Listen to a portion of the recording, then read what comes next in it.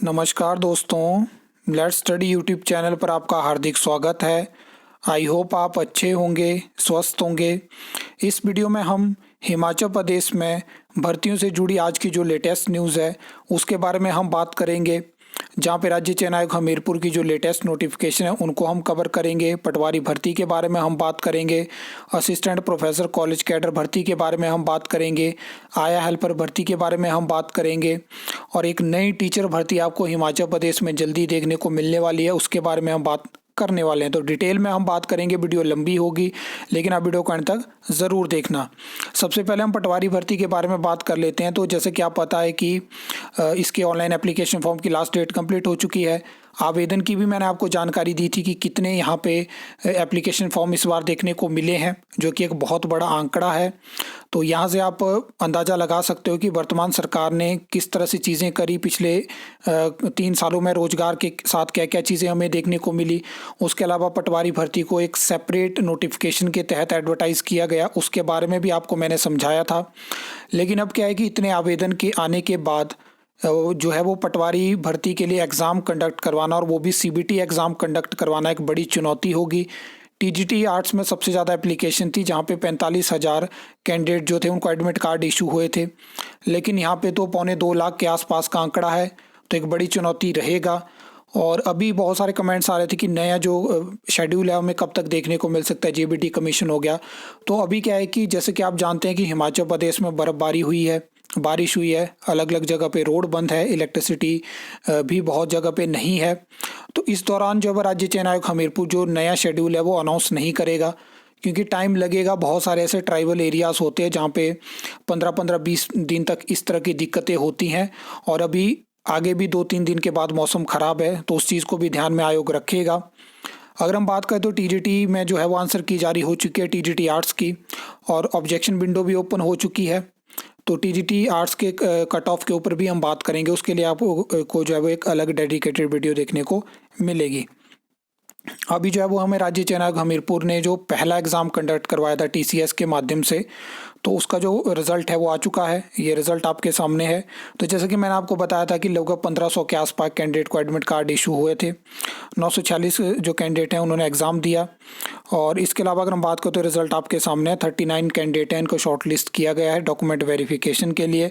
1:3 को फॉलो किया गया है, और इनकी जो डॉक्यूमेंटेशन है वो 5 फरवरी को होने वाली है। तो ये चीज़ होगी, उसके बाद हमें फाइनल रिज़ल्ट यहाँ पे देखने को मिलेगा। नेक्स्ट हम बात करें तो आया हेल्पर भर्ती काफ़ी समय पहले से शुरू हुई है। इसमें जहाँ जहाँ पे भी इंटरव्यू हुए हैं, चाहे छोटा मोटा टेस्ट कंडक्ट करवाया गया, तो कहीं पे भी हमें रिज़ल्ट देखने को नहीं मिले हैं।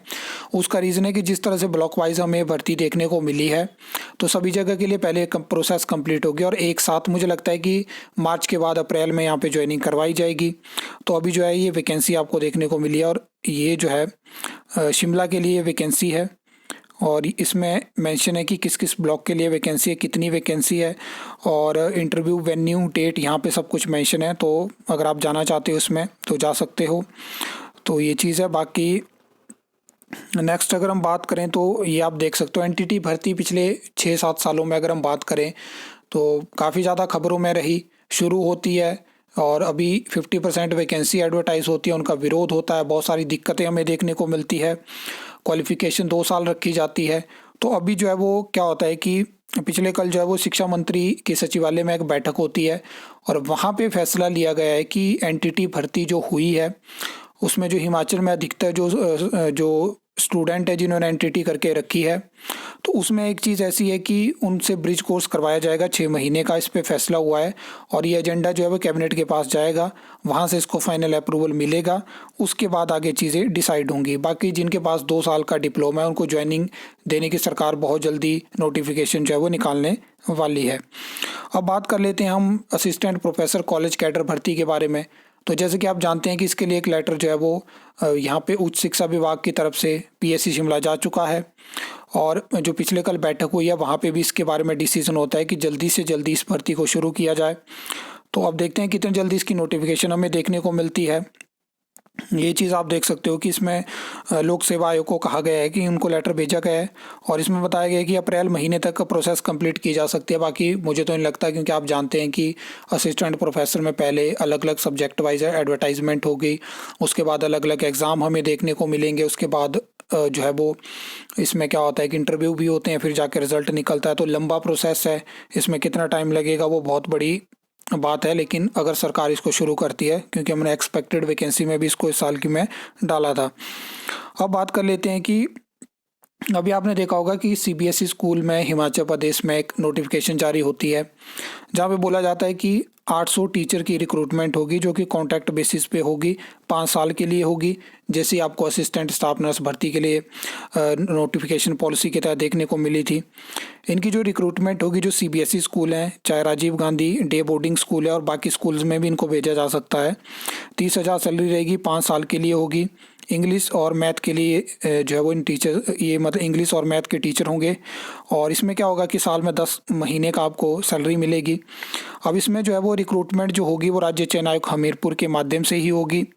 और बाकी इसमें क्या है कि इनको रेगुलर कर्मचारी नहीं माना जाएगा, केवल योजना में ही इनको रखा जाएगा।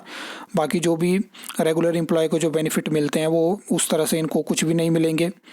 तो आगे बताया गया है कि सीबीएसई स्कूल में एनटीटी हो गया, स्पेशल एजुकेटर हो गया, वेलनेस हो गया, वोकेशनल टीचर्स की भी यहाँ पे रिक्रूटमेंट की सरकार ने बात कही है। तो अब देखते हैं कि क्या यहाँ पे वोकेशनल टीचर्स की भी रिक्रूटमेंट होगी। तो पिछले साल जो अपॉर्चुनिटी देखने को मिली थी, वैसी कुछ अपॉर्चुनिटी यहाँ पे देखने को मिल सकती है। इसके बारे में डिटेल में हम बात करेंगे एक अलग वीडियो के माध्यम से, जहाँ पे हमारे पास कुछ इन्फॉर्मेशन होगी। फिलहाल के लिए इतना ही इस वीडियो में। आई होप आपको वीडियो अच्छी लगी होगी, इन्फॉर्मेटिव लगी होगी। तो वीडियो को लाइक कमेंट शेयर कर सकते हो, चैनल को सब्सक्राइब कर सकते हो फर्दर न्यू अपडेट्स के लिए।